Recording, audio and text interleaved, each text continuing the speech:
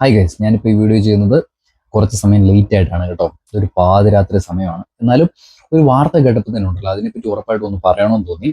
ആലപ്പുഴ കരുവാറ്റയിൽ ഒരു വയോധികനെ മുഴുവൻ ഒരു 4 പേര് കൂടിയിട്ട് കൊലപാതകം. എന്തൊരു ക്രൂരമായിട്ടുള്ള ഒരു സംഭവമാണ് നടന്നത്. നിങ്ങളെല്ലാവരും തന്നെ ഇപ്പോൾ ആ വാർത്ത കേട്ട് കാണും.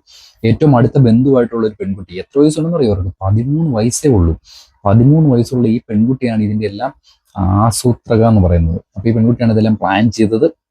അപ്പോൾ അങ്ങനെ ബാക്കിയുള്ള ഈ 3 ആൺ സുഹൃത്തുക്കളുണ്ടായിരുന്നു. അപ്പൊ അതിലൊരാൾ ബോയ് ഫ്രണ്ട് ആണെന്ന് പറയുന്നു. അപ്പൊ അങ്ങനെ അവരെ വീട്ടിലേക്ക് വരുത്തി ഈ ഒരാളിനെ, ഈ അടുത്ത ബന്ധുവിനെ ഈ ഒരു കൊലപാതക ശ്രമം നടത്തി. ഓക്കെ, അങ്ങനെ അദ്ദേഹത്തിന്റെ ജീവൻ അവിടെ പോയിരിക്കുകയാണ്.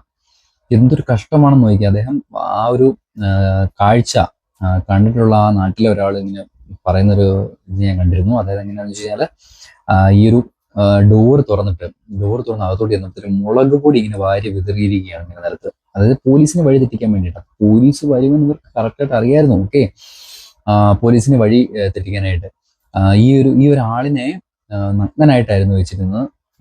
പിന്നെ ടൈ ചെയ്തിട്ടുണ്ടായിരുന്നു. അദ്ദേഹം ഇങ്ങനെ കെട്ടി ടൈ ചെയ്തിട്ടുണ്ടായിരുന്നു.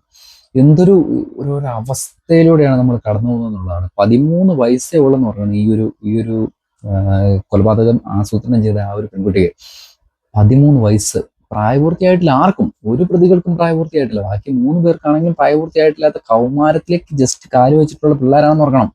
ഓക്കെ, ഒരു ടീനേജ് ടച്ച് ചെയ്തിട്ടുള്ള പിള്ളേരാണ്. ഈ ചെറു പ്രായത്തിൽ എങ്ങനെയാണ് ഇവർക്ക് ഇത്രയും വയലന്റ് ആയിട്ട് ചിന്തിക്കാൻ പറ്റുന്നതാണ് ഞാൻ എപ്പോഴും വണ്ടർ അടിക്കുന്നത് കേട്ടോ. ഞാനിപ്പോൾ പെട്ടെന്ന് ഞാനിങ്ങനെ സ്ക്രോൾ ചെയ്തുകൊണ്ടിരിക്കുകയായിരുന്നു. അപ്പോഴത്തേക്ക് ഇങ്ങനെ വാർത്തയും കണ്ടപ്പോഴത്തേനും പെട്ടെന്ന് അതിനെപ്പറ്റി പെട്ടെന്ന് ഇങ്ങനെ സ്ക്രോൾ ചെയ്യുമ്പോഴേ നമുക്ക് ചില കാര്യങ്ങളെ പറ്റി നമുക്ക് സംസാരിക്കണമെന്ന് തോന്നുമല്ലോ. ഇതിനെപ്പറ്റി ഉറപ്പായിട്ടും എനിക്ക് പറയണമെന്ന് തോന്നി. എന്തൊരു അവസ്ഥയാന്നുള്ളതാണ്. ഇനി ഇങ്ങനെ പോയി കഴിഞ്ഞാൽ എങ്ങനെ ആവും എന്നുള്ളതാണ് മൊത്തത്തിൽ നമ്മുടെ ഒരു കേരളം ഉണ്ടല്ലോ, നമ്മുടെ ഈ കൊച്ചു കേരളം. അപ്പൊ ഇത് ഏത് അവസ്ഥയിലേക്ക് പോകുന്നുള്ളതാണ്. നമ്മൾ ഓരോ ദിവസം ചെല്ലുന്തോറും ഇങ്ങനത്തെ 100 കണക്കിന് വാർത്തകളാണ് നമ്മൾ ഇങ്ങനെ കേട്ടുകൊണ്ടേയിരിക്കുന്നത് കേട്ടോ. അതായത് ഇതിന് മറ്റൊരു കേസുണ്ട് കേട്ടോ ഇതിനകത്ത്. അതായത് ഈ ഒരു വയോധികനുണ്ടല്ലോ, അപ്പൊ ഈ ആള് ഒരു ബാഡ് ടച്ച് ചെയ്തു, ഈ പെൺകുട്ടിയെ ബാഡ് ടച്ച് ചെയ്തു എന്നുള്ള രീതിക്ക് പെൺകുട്ടിക്ക് ഒരു ചെറിയൊരു അങ്ങനെ നടന്നിട്ടുണ്ടോ ഇല്ലയോ നമുക്കൊന്നും അറിയില്ല കേട്ടോ. ചെറിയൊരു ദേഷ്യം ഉണ്ടായിരുന്നു എന്ന് പറയുന്നു. അപ്പൊ ഈ ഒരു കാര്യം ബോയ് ഫ്രണ്ടിനോട് അറിയിച്ചിരുന്നു. അപ്പൊ അതും ഒരു കൊലപാതകത്തിനുള്ള ഒരു കാരണമായിട്ട് പറയുന്നെന്ന് പറയുന്നു കേട്ടോ. അപ്പൊ ഈ ഒരു വീടിനുള്ളിലേക്കൊക്കെ വന്നെങ്ങനെയാന്ന് വെച്ച് കഴിഞ്ഞാൽ ബാക്കിൽ വെന്റിലേഷനിൽ ഒരു ഓപ്പണിംഗ് ഉണ്ടായിരുന്നു. അപ്പൊ അതുവഴിയൊക്കെയാണ് ഇവർ അകത്തേക്ക് വന്നത്. ഈ വയോധികനുണ്ടല്ലോ, അദ്ദേഹം ഒറ്റയ്ക്കായിരുന്നു താമസിച്ചുകൊണ്ടിരുന്നത് എന്നൊക്കെ പറയുന്നു. അപ്പം അങ്ങനെ ആ ഒരു സമയത്ത് അദ്ദേഹം ആ വീട്ടിൽ ഒറ്റയ്ക്ക് ഉള്ളായിരുന്നു. അപ്പൊ ഞാൻ ഒരു കാഴ്ച കണ്ടു കേട്ടോ. അതായത് എങ്ങനെയാന്ന് വെച്ച് കഴിഞ്ഞാൽ മരണപ്പെട്ടു.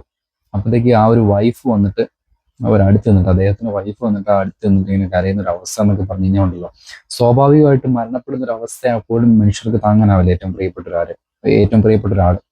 അപ്പൊ ഇങ്ങനെയൊക്കെ സംഭവിക്കുമ്പോൾ നിങ്ങൾ ഓർത്ത് നോക്കുക. അപ്പൊ ഇനിയുള്ള കാലത്തെങ്കിലും പ്രോപ്പറായിട്ടുള്ള കൗൺസിലിങ്സ്, പ്രോപ്പറായിട്ട് നമ്മൾ പിള്ളേരെ ഗൈഡ് ചെയ്യുന്ന രീതിക്കുള്ള കാര്യങ്ങൾ ഇതെല്ലാം നമുക്ക് വേണം. ഇല്ലെങ്കിൽ ഇതിനപ്പുറത്തിലുള്ള കാര്യങ്ങൾ സംഭവിക്കാൻ ഭയങ്കരമായിട്ട് സാധ്യതയുണ്ട് കേട്ടോ. കാര്യം പണ്ട് നമ്മൾ കേട്ടുകൊണ്ടിരുന്ന ഒരു രീതിക്കല്ലേ. ഇപ്പം ഞാനൊക്കെ ആണെങ്കിൽ ഒരു 10, 11, 13, 14 വയസ്സിലൊക്കെ നമ്മൾ എന്താണ് ചെയ്തുകൊണ്ട്, നമ്മൾ സൈക്കിള് ഓടിച്ച് നടക്കുക, കൂട്ടുകാരൊക്കെ ടൈം സ്പെൻഡ് ചെയ്യുക, കളിക്കുക, ഇതൊക്കെയായിരുന്നു നമ്മുടെയൊക്കെ ഓരോരോ എന്റർടൈൻമെന്റ്സ് എന്ന് പറഞ്ഞു. പക്ഷെ ഇപ്പോഴത്തെ കാലത്ത് കുട്ടികൾ ചിന്തിക്കുന്ന ലെവലേ മാറിപ്പോയി.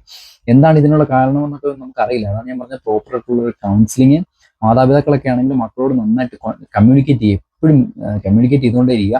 അവരുടെ ഉള്ളിൽ എന്തെങ്കിലുമൊക്കെ ഒരു നെഗറ്റീവ് ഷെയ്ഡൊക്കെ നിങ്ങൾ അവർ ഉണ്ടെന്ന് തോന്നിക്കഴിഞ്ഞാൽ അതിനെ മാറ്റിയെടുക്കാൻ വേണ്ടി പരമാവധി ശ്രമിക്കുക. അതുകൊണ്ടാണ് ഞാൻ പറയുന്നത്, ഈ ഒരു കൗൺസിലിങ്ങും പിന്നെ ഈ ഒരു സംസാരങ്ങളും, കുട്ടികളായിട്ടുള്ള സംസാരങ്ങളൊക്കെ അത്ര ഇമ്പോർട്ടൻ്റ് ആയിട്ടുള്ള കാര്യങ്ങളാണ് കേട്ടോ. പിന്നെ അവരുടെ ഒരു സുഹൃത്ത് ബന്ധങ്ങളൊക്കെ എങ്ങനെയാണെന്ന് ഒന്ന് ചെക്ക് ചെയ്തുകൊണ്ടിരിക്കുക. ഇതൊന്നും ചെയ്തില്ലെങ്കിൽ ഇതിലും വലിയ വാർത്തകളും ഇതിലും വലിയ ദുഃഖകരമായിട്ടുള്ള അവസ്ഥകളിലും ഒക്കെ നമ്മൾ കടന്നു പോകേണ്ടി വരും.